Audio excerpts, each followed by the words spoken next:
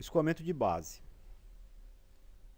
Então, como nós observamos, uma parcela da precipitação vai filtrar, alimentar o aquífero freático, e esse aquífero freático, quando tem um nível acima do nível do escoamento no rio, vai existir um gradiente de energia potencial que alimentará, né, isso com o escoamento aqui deste aquífero para o rio.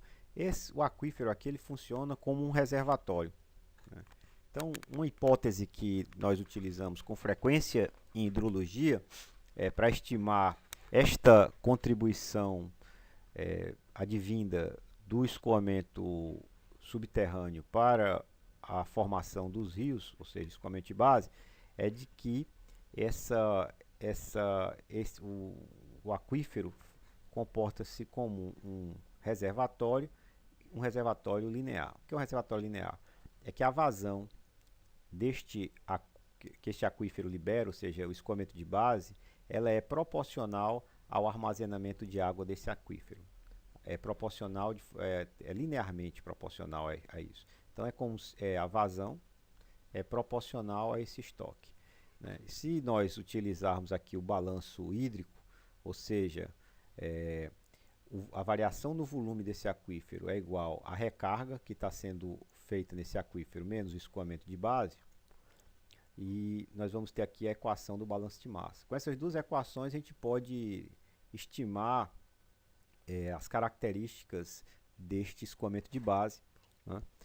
Imaginando que durante o período seco já não tem mais precipitação e já não tem mais recarga, nós vamos cortar esse termo aqui de R. Então, ds dt, ou seja, variação do volume com o tempo, é igual a menos B. B é Ks menos Ks. Então, aqui nós vamos ter uma equação diferencial ordinária de primeira ordem. Em função disso aqui, resolvendo essa equação diferencial, nós vamos ter aqui uma variação aqui de como varia o estoque de água no aquífero com o tempo.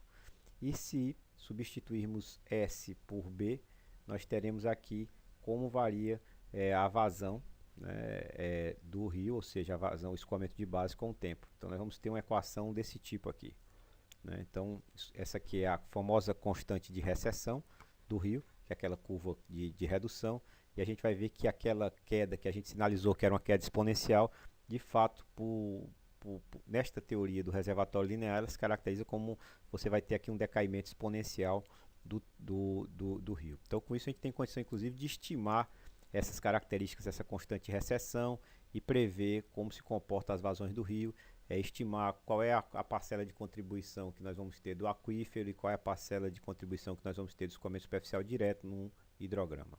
Então a gente pode imaginar aqui essa partição entre qual é a parcela da água que é escoamento superficial direto e qual é a parcela da água advinda do aquífero. Então vamos ter dois pontos aqui, que são dois pontos de inflexão, onde nós vamos ter aqui, a partir desse ponto aqui, a curva do hidrograma ela vai se comportar seguindo essa equação exponencial, ou seja, a gente só vai ter escoamento de base, e tempos inferiores a esse C aqui, a gente vai ter uma parcela do escoamento que vai ser escoamento de base e outra parcela do escoamento que vai ser escoamento superficial direto. Se a gente tirar o logaritmo dessa equação, a gente vai ter logaritmo de B é igual a logaritmo de B0 menos KT0, ou seja, o logaritmo dessas vazões ele vai variar linearmente com o tempo, ou seja, se eu pegar um hidrograma qualquer, né, vamos pegar aqui só esse trecho aqui dessa curva de recessão aqui, a partir do dia 150. O que é que a gente está observando aqui? Esse trecho aqui é o trecho da curva de recessão, lá no Jaguaribe. Se eu tirar o logaritmo dessas vazões contra o tempo, a gente observa que isso aqui vai se tornar praticamente uma reta nesse trecho, e aqui ele sai da reta. Então esse trecho aqui é exatamente o trecho onde vai acontecer o escoamento de base, só o escoamento de base, que é o termo da curva de recessão, onde só temos escoamento de base, e esse outro termo aqui, essa outra parcela aqui vai ter uma parcela de escoamento de base e outra parcela de escoamento superficial direto. Por exemplo, essa parcela aqui é linear, né? Então aqui só tem escoamento de base. A partir desse ponto, a gente está tendo escoamento superficial também. Então aqui a gente sabe que a partir desse ponto, a gente tem só escoamento de base, e antes desse momento aqui, a gente vai ter uma parcela de contribuição do escoamento de base e outra parcela do escoamento superficial direto. Então a identificação desse ponto aqui é importante para poder a gente fazer a divisão entre o que é escoamento superficial direto e o que é escoamento de base. Utilizando aquela equação, o logaritmo das vazões aqui, a gente consegue obter inclusive o valor de K, que é aquela constante de recessão, e a gente identifica graficamente aqui, por exemplo, qual é o ponto onde você vai ter só escoamento de base e aquele onde há contribuição do escoamento superficial direto. Então, nós resolvemos um exercício em sala com esse conteúdo aqui, mas aqui a teoria é exatamente essa, né? Em função, esse comportamento aqui é previsto por aquela hipótese de que o aquífero funciona como um reservatório linear. Dado 2 pontos, a gente consegue tirar as características do aquífero.